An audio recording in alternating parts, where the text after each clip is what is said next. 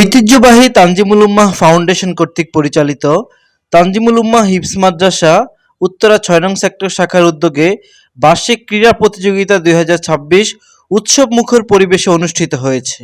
অনুষ্ঠানে সভাপতিত্ব করেন তানজিমুল উম্মাহ ফাউন্ডেশনের সিনিয়র ডিরেক্টর মোহাম্মদ আসলাম মিয়া।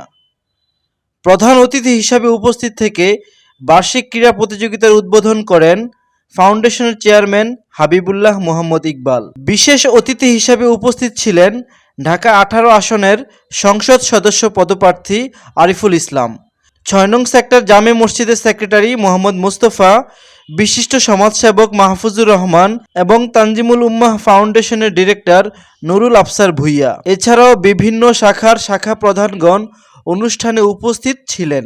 উপস্থিত শাখা প্রধানগণের মধ্যে ছিলেন ডক্টর আনিসুর রহমান, সাইফুল্লাহ ফয়সাল, কামাল হোসেন, আশরাফ উদ্দিন, মুহিব্বুল ফোকার, আতিকুর রহমান, নুরুল আমিন ও আল আমিন।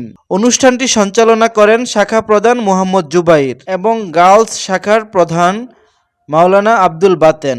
অভিভাবকদের সহযোগিতা এবং এলাকার গণ্যমান্য ব্যক্তি সকলের সহযোগিতায় আমরা আমাদের আজকের এই প্রোগ্রামটি বাস্তবায়ন করতে পারছি, আলহামদুলিল্লাহ। এ সময় শাখার দায়িত্বশীল বৃন্দ, শিক্ষক, শিক্ষার্থী ও অভিভাবকগণ উপস্থিত ছিলেন। বার্ষিক ক্রীড়া প্রতিযোগিতায় প্রায় ৬ শতাধিক শিক্ষার্থী বিভিন্ন ইভেন্টে উৎসাহ ও উদ্দীপনার সঙ্গে অংশগ্রহণ করে। দিনব্যাপী এই আয়োজনটি আনন্দঘন ও উৎসবমুখর পরিবেশে সফলভাবে সম্পন্ন হয়।